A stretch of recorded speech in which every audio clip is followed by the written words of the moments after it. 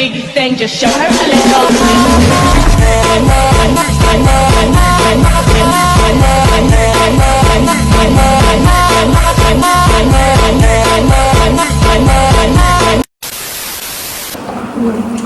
Assalamualaikum warahmatullahi wabarakatuh. Waalaikumsalam warahmatullahi wabarakatuh. Pertama-tama yang kami hormati Bapak Arif Ahmad SHMH selaku dosen pengampu MK hak kekayaan intelektual. Kemudian adapun kami dari kelompok 1 dengan judul makalah pelanggaran copyright dalam tayangan yang beranggotakan 7 orang. Yang pertama itu ada saya sendiri, Dr. Irfansyah, sebagai moderator dan pembaca pendahuluan. Kemudian ada Farida Nasution sebagai pemateri pertama. Kemudian ada Irfan Irawan sebagai pembaca kesimpulan. Kemudian ada Nadila Rahman Nasution sebagai pembaca materi kedua.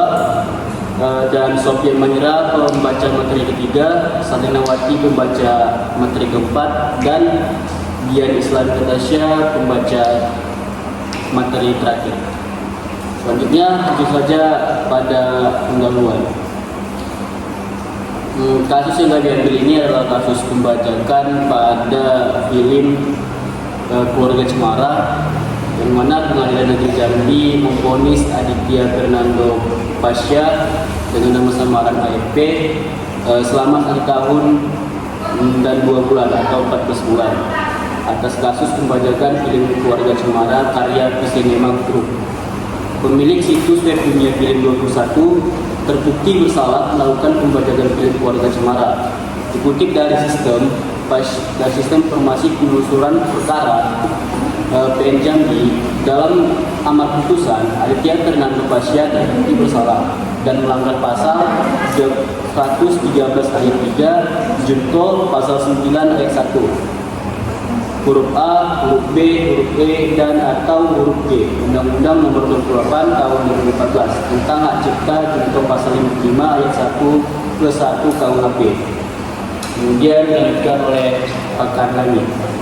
Baiklah, awal kasus dari kasus ini diketahui film Keluarga Cemara dicuri, diunggah, serta ditayangkan secara ilegal di platform situs web bernama Dunia Film 21.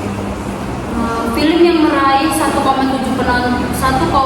juta penonton bioskop pada awal 2019 itu diputar secara utuh atau ditayangkan secara online dengan cuma-cuma bagi pengunjung situs web tersebut.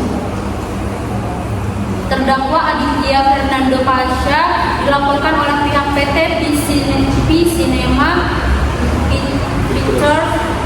Pictures pada April 2020 atas dugaan pidana pembajakan film Keluarga Cemara yang diproduksi P Cinema.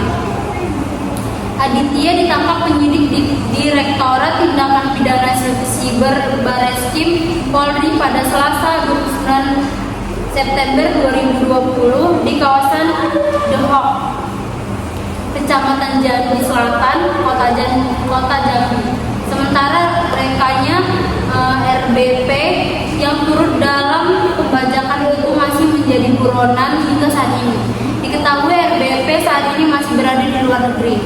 Dalam penelusuran kasus pembajakan ini, AFP telah melakukan pembajakan sekitar 3.000 judul film lokal dan import sejak tahun 2018. Hal ini terdakwa dilakukan untuk mencari keuntungan dari iklan yang didaftarkan, mengingat judul film-film tersebut cukup terkenal. Terdakwa Aditya Fernando Pasha dilaporkan oleh pihak PT Cinema Pictures pada April 2020 atas dugaan pidana pembajakan film Keluarga Cemara yang diproduksi P Cinema. Selanjutnya saya serahkan kepada moderator.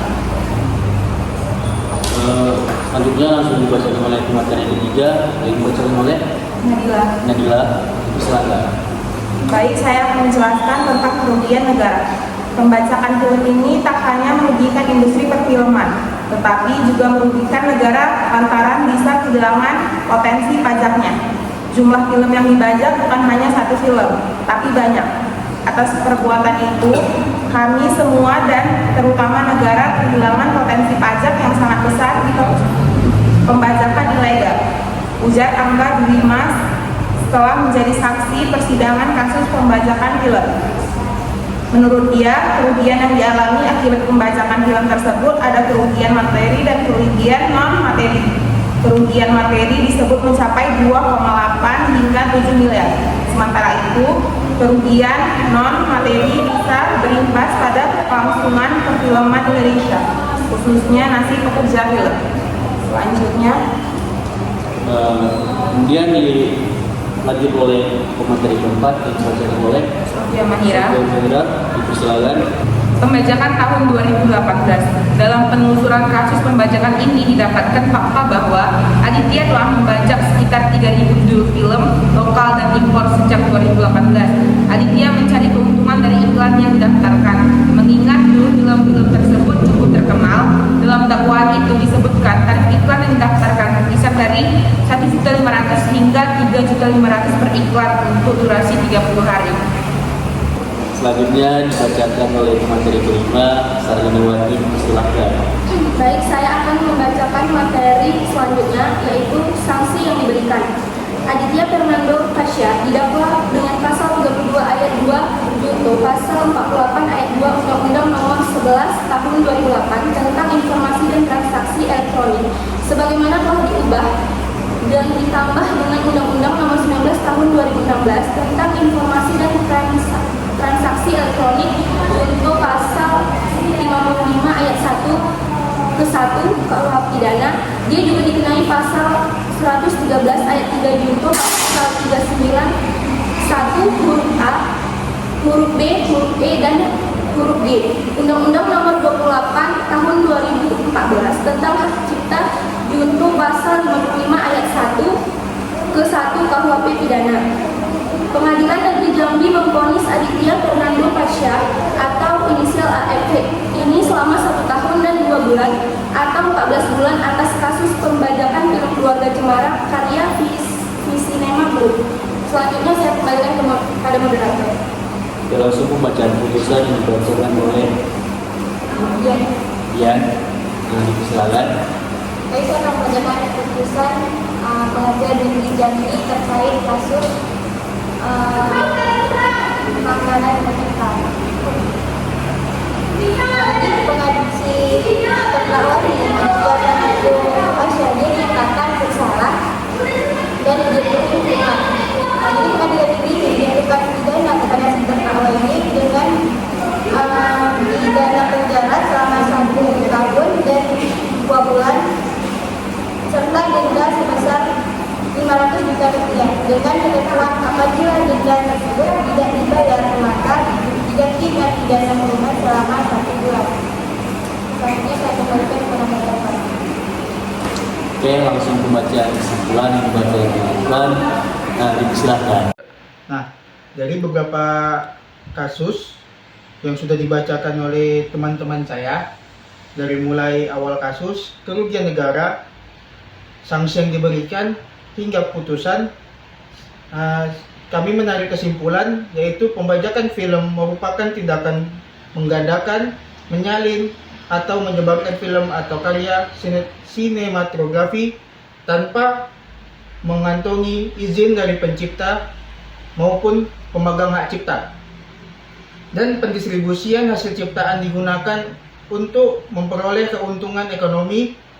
Perbuatan pelanggaran hak cipta pembajakan film ini tergolong ke dalam 2, yaitu pelanggaran terhadap ketentuan pidana yang terdapat dalam Undang-Undang Nomor 28 Tahun 2014 tentang hak cipta, dan pelanggaran persoalan hak cipta yang bersifat keperdataan. Meskipun kedua istilah tersebut melibatkan penggunaan materi berhak cipta secara tidak sah. Pembajakan biasanya berarti pelanggaran komersial berskala besar, sedangkan pelanggaran hak cipta dapat terjadi dalam skala apapun, bahkan antara individu yang berbagi satu konten tanpa izin. Nah, Itulah kesimpulan yang bisa kami uraikan. Terima kasih. Wassalamualaikum warahmatullahi wabarakatuh. It ain't no big thing, just show her a little.